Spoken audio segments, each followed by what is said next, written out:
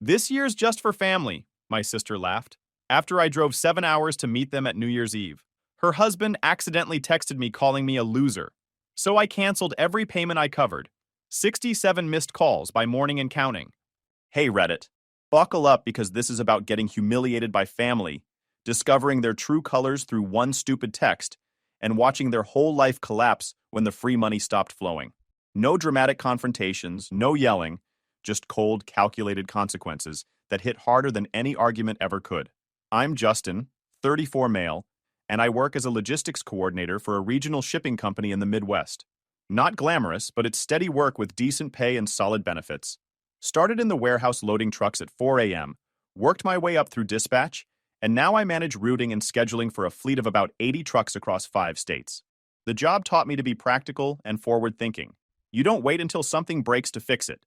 You maintain your equipment, plan your routes, and build redundancies into your systems. That mindset carried over into my personal life. I live in a modest one-bedroom apartment in a decent neighborhood, drive a 2015 Honda Accord that I bought used and maintain religiously, and I've been maxing out my retirement contributions since I was 26. My early years weren't easy.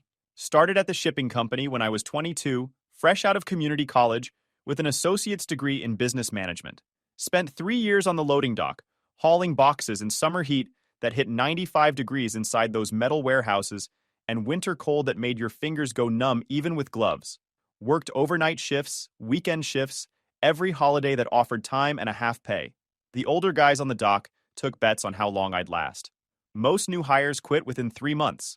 The work was brutal, the hours were terrible, and the pay started at barely above minimum wage. But I showed up every single shift, learned everything I could about the business, and kept my mouth shut when the veterans complained. After 3 years, a dispatcher position opened up. I applied even though I barely met the requirements. The interview went well enough that they gave me a trial period, and I spent 6 months proving I could handle the logistics side, learning routing software, managing driver schedules, coordinating with clients, dealing with the inevitable disasters that come with moving freight across multiple states. That dispatcher job taught me how to think systematically, how to solve problems before they became emergencies, and how to manage resources efficiently. Got promoted to senior dispatcher after 2 years, then to logistics coordinator after another 3. Now I oversee the entire routing operation, manage a team of 6 dispatchers, and handle our largest commercial accounts. Nothing fancy, nothing flashy, just responsible adult stuff that apparently made me boring compared to my younger sister Emma. Emma, 31 female, took a completely different path. She married her college boyfriend Derek right after graduation, and they immediately dove into the Instagram-worthy lifestyle before they could actually afford it. Big house in a trendy suburb with a 3-car garage, leased luxury vehicles that got swapped out every 3 years. Designer furniture from stores where a couch costs $4,000. The works. Derek worked freelance in digital marketing, which seemed to mostly involve posting motivational quotes on LinkedIn and attending networking events that never resulted in actual contracts. He had business cards printed on expensive textured paper, a website that looked professional but said nothing concrete about his services, and an endless supply of stories about deals that were almost finalized, but somehow never closed. Emma had bounced between various retail management positions, first at a boutique clothing store, then a home goods chain, then a specialty foods market.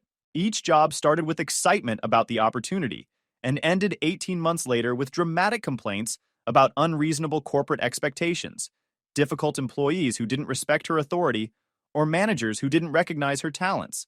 Every time she quit, she'd take 2 or 3 months off to reset and figure out her next move. During these breaks, she'd post on social media about self-care and finding your authentic path, while Derek's inconsistent income somehow kept them afloat in their expensive lifestyle. Their social media presence made them look wildly successful. Photos from trendy restaurants, weekend getaways to bed and breakfasts, professionally staged shots of their beautifully decorated home. Emma had over 3,000 followers who regularly commented on how perfect her life looked, how they aspired to have what she had, how lucky she was. What those followers didn't know was that the perfect life was held together with credit cards, loans, and financial help they never acknowledged publicly. Our parents died in a car accident 6 years ago. Sudden, devastating, and financially complicated. Dad had been a union electrician with a decent pension, but Mom's medical bills from her cancer treatment 3 years earlier had drained most of their savings. The insurance covered the basics, but not the experimental treatments Mom insisted on trying, not the alternative therapies she'd researched obsessively, not the special dietary supplements and wellness programs she'd convinced herself would make a difference. By the time she passed, they'd burned through their savings, taken out a second mortgage, and maxed out 3 credit cards. Dad tried to rebuild financially, but the grief hit him hard. He started making mistakes at work, missing days, showing up late. The union protected him for a while, but his reputation suffered. When they died in that accident, a semi-truck driver who fell asleep at the wheel, completely not their fault. Just wrong place at wrong time. The estate was a mess.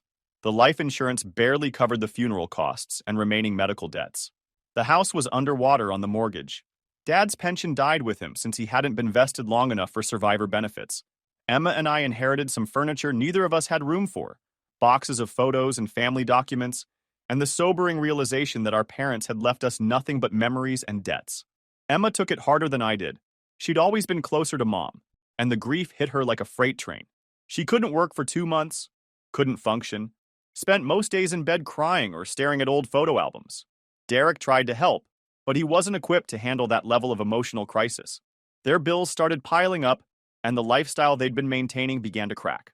3 weeks after the funeral, Emma called me at 11 p.m., sobbing so hard I could barely understand her. She said they couldn't make the mortgage payment. She said she didn't know what to do. She said she was scared they'd lose everything, that she couldn't handle one more loss after losing Mom and Dad. I didn't hesitate, sent her $2,000 that night through a bank transfer, and told her not to worry about paying it back. Family helps family, right? That's what I'd been taught growing up. You take care of your own. That was my first mistake. The second mistake was continuing to send money every time she called with a new emergency. And the emergencies never stopped coming. 2 months after the funeral, their water heater died. $1,200 for replacement and installation. I sent it the same day she called. 3 months after that, Derek's biggest client, the one account that had been keeping his freelance business afloat, suddenly couldn't pay their invoice. $3,000 that Derek had been counting on just vanished when the company filed for bankruptcy. Emma called crying about how they'd already spent that money on bills, how they were going to be short on everything. I covered it. Then came the car insurance bill that was higher than expected because Derek had gotten a speeding ticket he'd forgotten to mention. Then their property taxes increased by $800. Then Emma's car needed new brakes and tires.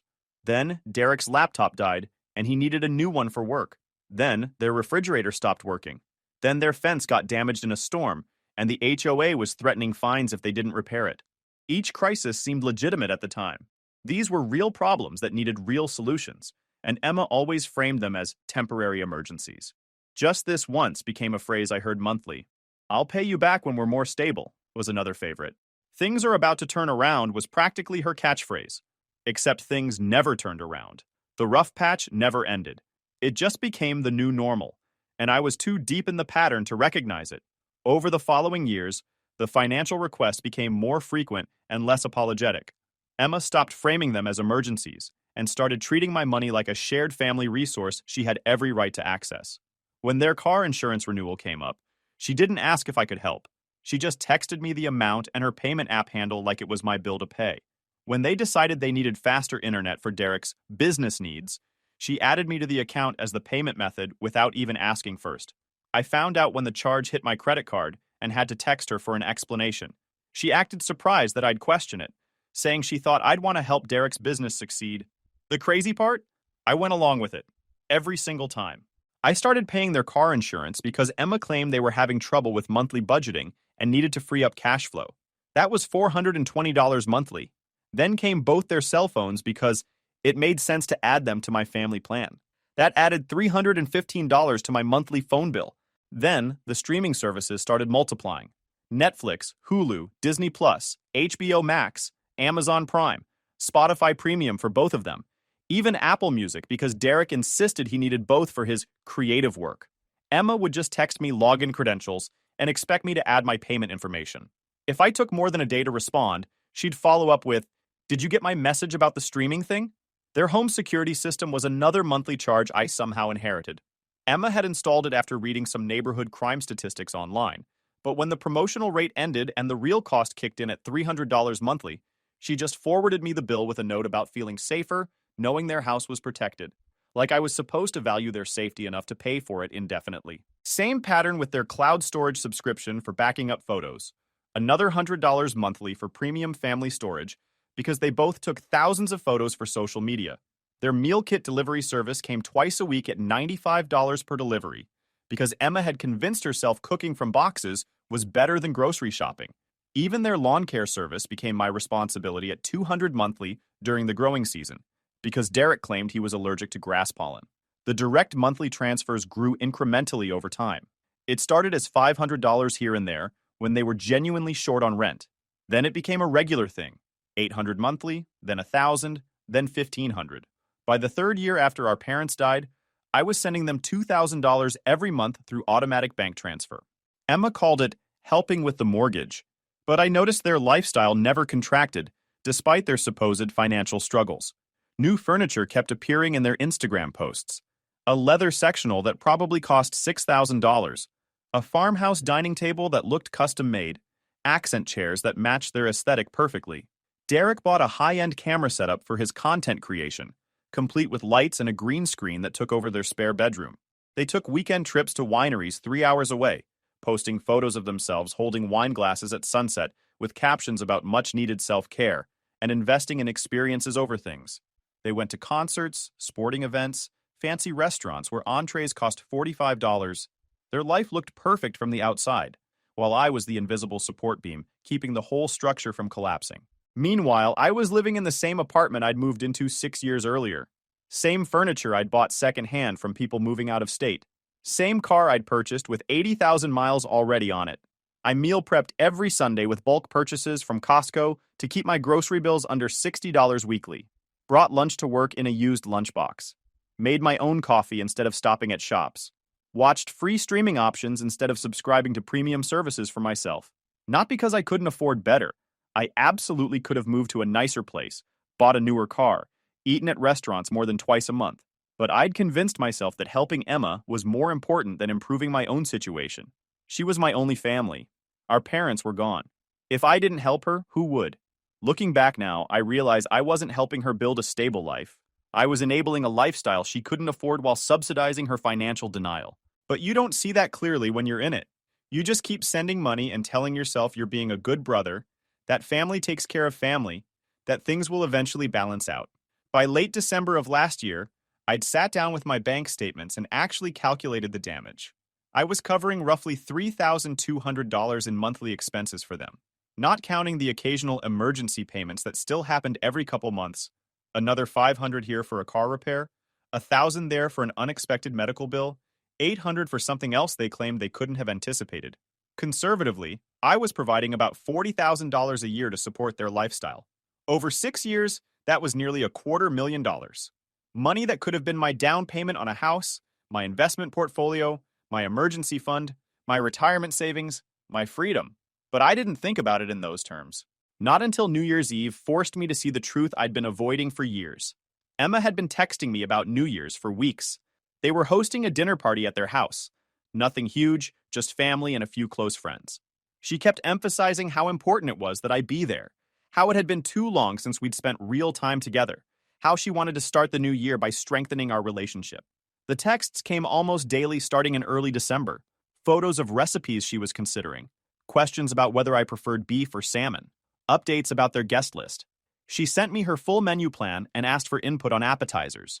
Did I think bacon-wrapped dates were too basic, or were they classic for a reason? She told me what time to arrive, 3 p.m. so I could help with final preparations before other guests showed up at 6. She even sent me a Pinterest board of her decoration ideas and asked which color scheme looked better, silver and gold or silver and navy? I voted for silver and gold, and she responded with 3 excited emojis, and I knew you'd pick the right one. Every interaction reinforced that my presence was wanted, expected, essential to her vision of the perfect New Year's celebration. She mentioned multiple times how meaningful it was to have her only sibling there, how these family moments mattered more as we got older, how she wanted to make new traditions now that our parents were gone. 3 days before the event, she texted asking me to bring champagne. Not just any champagne, Veuve Clicquot, the expensive stuff we'd shared at her wedding 5 years earlier.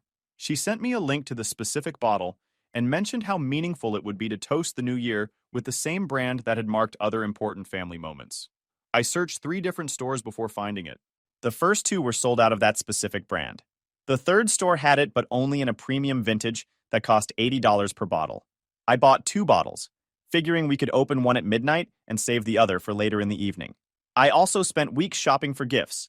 Emma had mentioned in November that she wanted a specific Dutch oven for her kitchen, one of those expensive enameled ones that cost $300. I tracked down the exact color she'd posted about on her wish list, got Derek a nice leather portfolio for his business meetings because Emma had mentioned he needed something more professional than the worn messenger bag he'd been carrying. I even bought them a $200 gift certificate to that trendy farm-to-table restaurant they were always posting about, but claiming they couldn't afford. Spent hours wrapping everything in silver and gold paper, because Emma had mentioned those were her party colors. Bought matching ribbon and those fancy gift tags that looked hand-lettered. Made everything perfect because I wanted this to be special. Wanted to show up as the thoughtful brother who paid attention to details. Loaded my car with gifts, champagne, an overnight bag, because Emma had insisted I stay over rather than drive home late on New Year's Eve, and a genuine sense of cautious optimism that maybe this year would be different. Maybe we could finally rebuild the close relationship we'd had before our parents died, before money and grief had complicated everything. The drive to their house normally took about 6 hours, but winter weather added an extra hour of careful navigation through mountain passes and icy roads. I left at 5 a.m. to make sure I'd arrive by early afternoon with plenty of time to help before other guests showed up. Stopped twice for gas and bathroom breaks, grabbing fast food at a drive-thru because I didn't want to waste time on a sit-down meal. The whole drive, I kept checking my phone at rest stops, making sure Emma hadn't sent any updates or changes to the plans. She texted me around noon. "Can't wait to see you. Doors unlocked. Just come in when you get here. We're still setting up, but so excited you'll be here to help." I pulled into their subdivision at 2:37 p.m., noting how much nicer everything looked compared to my apartment complex across the state. Every house had professional holiday lighting displays that probably cost thousands to install. Perfectly manicured lawns despite the winter season, not a single brown spot or stray leaf visible. Luxury vehicles in every driveway. Range Rovers, BMWs, Mercedes, even a Tesla 2 houses down. Their house sat at the end of a cul-de-sac, 2-story colonial with brick facade and white columns that Emma had insisted gave it southern charm, despite being in the Midwest. 3-car garage, probably 2,500 square feet, enough space for a family of 6, even though it was just the 2 of them. Derek's black BMW and Emma's white Range Rover sat in the driveway, both looking freshly washed despite the winter road salt everywhere else. I parked behind them, grabbed the champagne and a few of the lighter gifts, and headed to the front door. Left the heavier items for a second trip once I was inside. Through the front windows, I could see people moving around inside. Heard music playing, something jazzy and upbeat. Saw the warm glow of what looked like candles or fancy lighting. The party was clearly already in progress, which surprised me since Emma had told me to arrive early to help set up. I knocked, still balancing gifts and champagne in my arms, already planning my entrance and the hugs and greetings that would follow, already thinking about where to put my overnight bag, whether I should help in the kitchen or if Emma had everything under control. Emma opened the door within seconds of my knock, almost like she'd been watching for my arrival through the window. She was dressed in a gorgeous silver cocktail dress that probably cost $500, hair professionally styled in loose waves, makeup perfect with dramatic eyeshadow that caught the light. She had a champagne glass already in her hand, clearly not the Veuve Clicquot I'd brought, just whatever they'd opened earlier for guests. For half a second, I thought everything was fine. My brain registered her appearance, the party visible behind her, the warm air flowing out of the open door. Then I saw her expression, and my stomach dropped. She looked at me and started laughing. Not surprised laughter, not happy laughter. Something cold and sharp and cruel that made every muscle in my body tense immediately. She actually leaned against the doorframe, like she needed support to deliver what came next. Like whatever she was about to say was so funny she might lose her balance. "Oh, wow, you actually came," she said, voice dripping with amused disbelief. "I cannot believe you drove all the way here. Sorry, but this year's just for family. Real family. Didn't I mention that?" Her words hit me like a physical punch to the chest. I stood there holding expensive champagne and carefully wrapped gifts, my overnight bag still in the car, my brain frantically trying to process what was happening, trying to find some explanation that made sense, some joke I wasn't getting, some misunderstanding that could be quickly cleared up. Behind her, I could see the party in full swing. Derek's parents sitting on the leather sectional I'd helped them buy, his brother and sister-in-law chatting near the fireplace. Some of their friends I vaguely recognized from social media posts. All the people she'd told me were coming. All the people she'd framed as our gathering, our combined social circle celebrating together. You told me to come, I said, hearing my own voice sound distant and strange. You've been planning this for weeks. You specifically asked me to bring champagne. She glanced down at the bottles in my hands, and her smile widened into something genuinely cruel. Oh, right, the champagne. Thanks for grabbing that. Super helpful. You can just leave it on the porch, and we'll bring it in later. She reached for the bottles like I was a delivery driver who'd completed his task. Behind her, I could see Derek talking animatedly to his brother, gesturing with his own champagne glass, completely aware I was at the door, but making no move whatsoever to intervene or correct whatever nightmare was unfolding. I stood there for maybe 30 seconds, that felt like 30 minutes, running through everything in my head. The weeks of planning, the daily texts about menu choices and decoration schemes, the specific request for expensive champagne, the insistence that I arrive early to help, the overnight bag I'd packed, the gifts representing hours of thought and significant money. All of it had been real to me. None of it had been real to her. Emma's expression never changed. She just kept smiling that cold, mocking smile, waiting for me to accept my dismissal and leave like an unwanted solicitor who'd shown up at an inconvenient time. So I did exactly that. I didn't argue, didn't demand an explanation, didn't ask what I'd done wrong or beg to be let inside, didn't make a scene or raise my voice or do anything that would give them more entertainment value. Just turned around, walked back to my car with as much dignity as I could salvage, and carefully placed the champagne in the passenger seat where it rolled around as I started the engine. I heard the door close behind me as I backed out of the driveway. Didn't look at the house, didn't look at Emma's face in the window, just focused on backing out safely and getting away from there. My hands were shaking on the steering wheel. Not from cold. The car heater was blasting. From pure humiliation mixed with rage that I was forcing down into my chest because I refused to cry, refused to fall apart, refused to give them that satisfaction, even though no one could see me. I drove on autopilot for the first few miles, barely registering the roads or other cars, just putting distance between myself and that house. The radio was still playing, same station that had kept me company on the drive up, but I couldn't hear it over the roaring in my ears. I made it exactly 15 minutes down the highway before my phone buzzed from the cup holder. I glanced at it while stopped at a red light, expecting maybe an apology text from Emma, or possibly Derek sending some explanation that would make everything somehow make sense.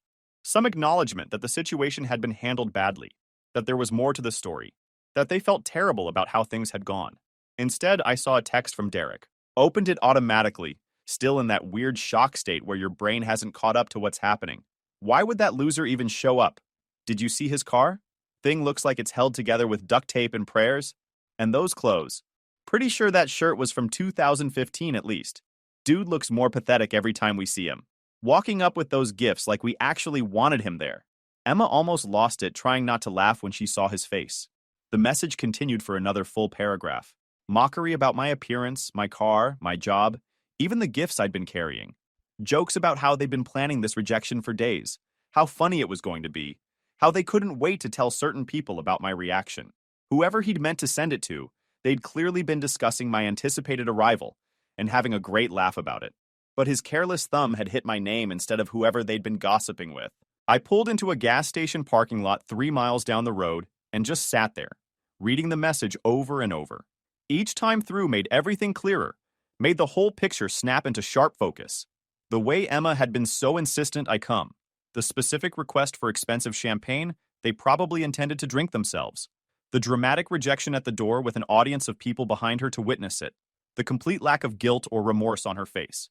This hadn't been a miscommunication or a last-minute change of plans or some family drama I didn't know about. This had been planned entertainment. They'd wanted me to show up so they could publicly reject me, could have a funny story to tell their friends, could laugh about the pathetic brother who drove 7 hours to be humiliated on their doorstep. And I'd paid for the privilege. I'd bought expensive champagne for them to drink while they laughed about me. I'd spent weeks selecting gifts they probably wouldn't even open. I'd driven 7 hours through terrible weather to be the punchline of their joke. I sat in that parking lot while snow started falling, and something inside me just clicked. Not anger, exactly. Something colder and more focused than anger.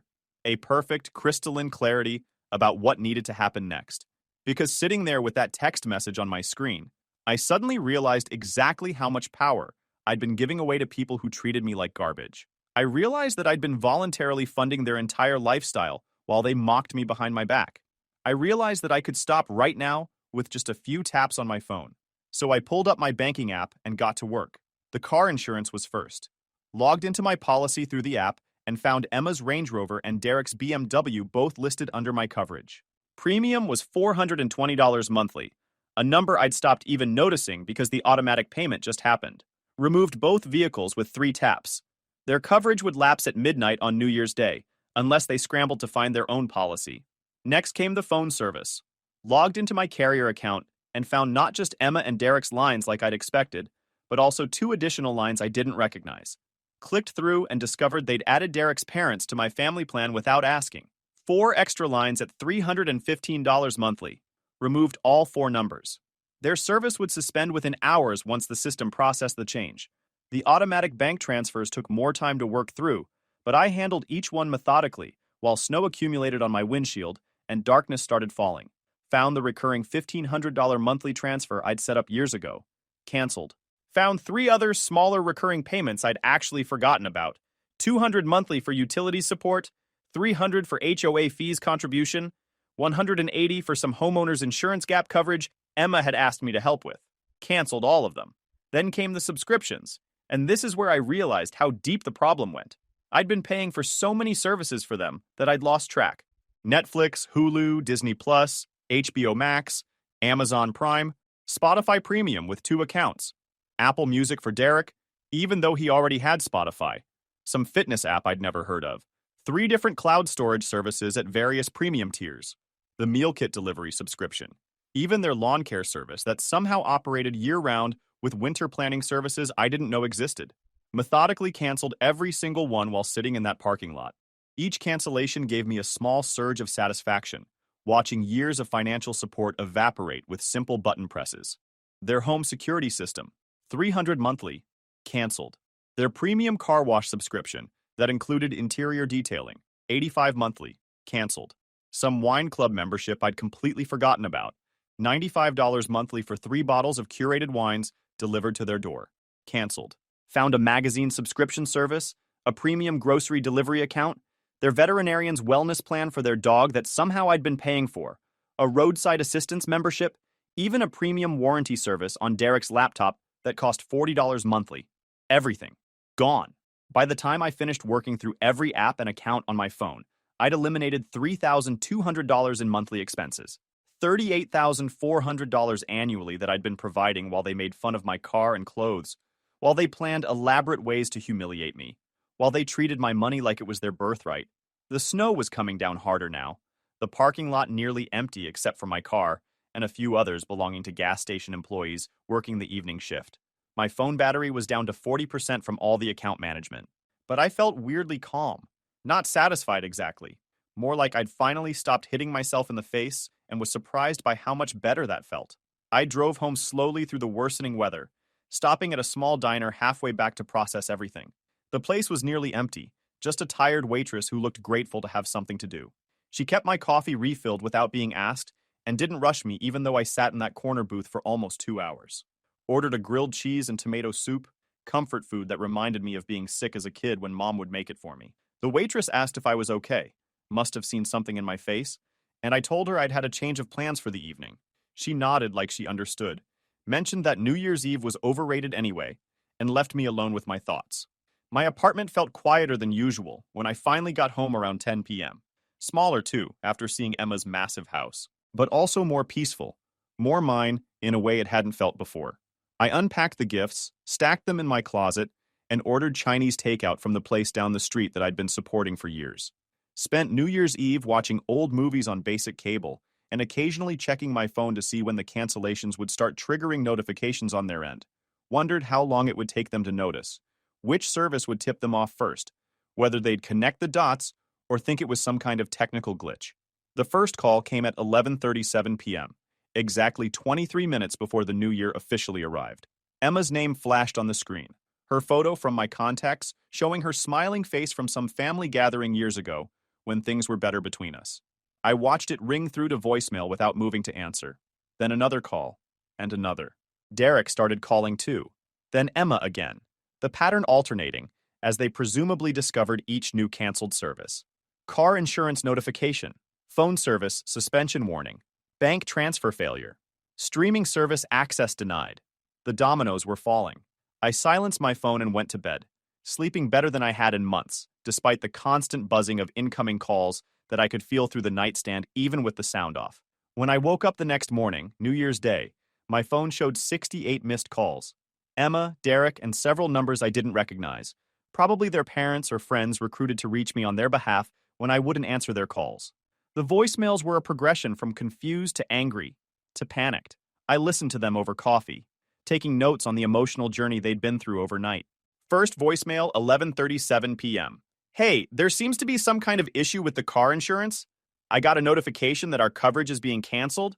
Can you call me back when you get this? Second voicemail, 11:52 p.m. Okay, now the phone thing is saying our account is suspended? What's going on? This isn't funny. Call me back. By midnight, the tone had shifted. What the heck are you doing? Call me back right now. This is serious. Then came Derek's voicemails, starting angry. Whatever you think you're proving, you need to stop this immediately. We can talk about this like adults, but you need to call us back. By 1 a.m., panic was setting in. Please, we need to talk about this. We don't understand what's happening. Everything is getting canceled. Please call us back. Emma again at 2:30 a.m., crying, I don't know what I did wrong, but please call me. We need our phone service for work. And the car insurance? We can't drive without insurance. Please talk to me. The final voicemail from Emma at 3:47 a.m. was just sobbing and disconnected words about not understanding, about needing help, about being family. But it was the text message that came through at 6:23 a.m. that made everything worthwhile. Emma, we need to talk. Just those 4 words. No explanation, no apology, no acknowledgement of what she'd done. Just a demand for my time and attention, like she still had the right to make demands. I made coffee. Real coffee from the fancy beans I usually saved for special occasions. Cooked a proper breakfast.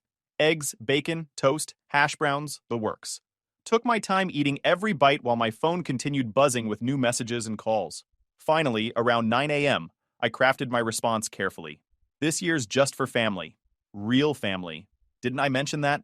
Sent it and watched the screen, knowing she'd be staring at her phone waiting for my reply. Her response came within 30 seconds. A wall of text about misunderstandings and jokes, and how I was being too sensitive about what had obviously been some kind of mix-up. She insisted I'd taken everything out of context and was overreacting to a situation that could easily be resolved with a simple conversation. She said she knew I was hurt, but that I needed to understand the full situation, that there were things I didn't know about, that if I'd just call her, she could explain everything. I replied, context seemed pretty clear from Derek's text, the one he accidentally sent me, but thanks for clarifying where I stand. I've decided to focus my resources on people who actually want me around. Happy New Year. The call started again immediately, but I was already getting dressed for my New Year's Day plans. I'd decided to spend the day treating myself.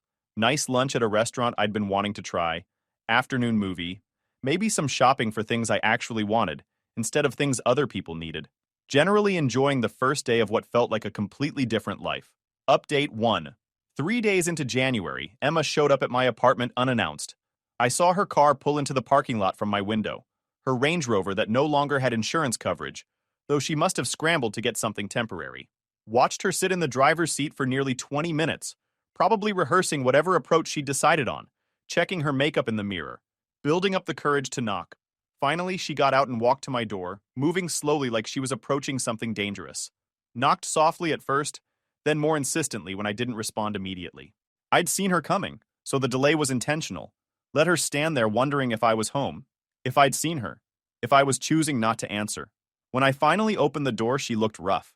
Her usual polish was completely gone, hair in a messy ponytail with visible roots showing that needed touch-up, minimal makeup that didn't hide the dark circles under her eyes, wearing yoga pants and an oversized sweatshirt instead of her normal Instagram-ready outfits. She looked like she hadn't been sleeping well, hadn't been eating well, hadn't been functioning well at all. Can we talk? She asked, voice smaller and less confident than I'd ever heard it.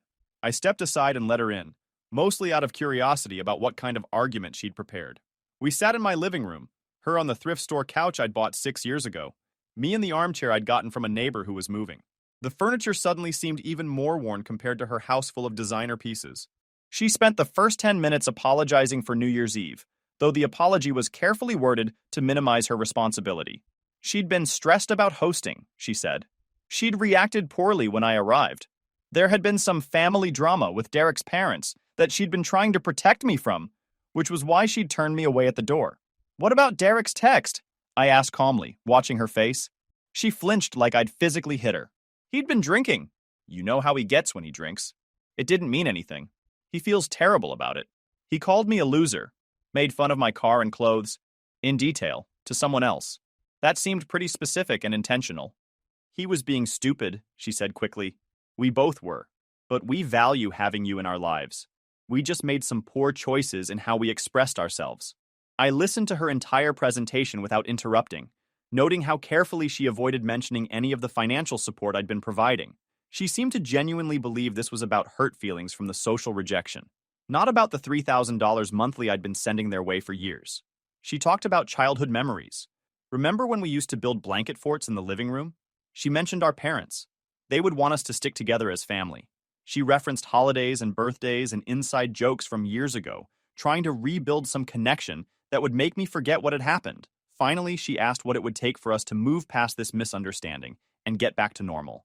She suggested we could start fresh in the new year, fitting since it was literally a new year, and focus on rebuilding our relationship without letting pride get in the way of family bonds. We already have moved past it, I said. I'm perfectly happy with the new normal.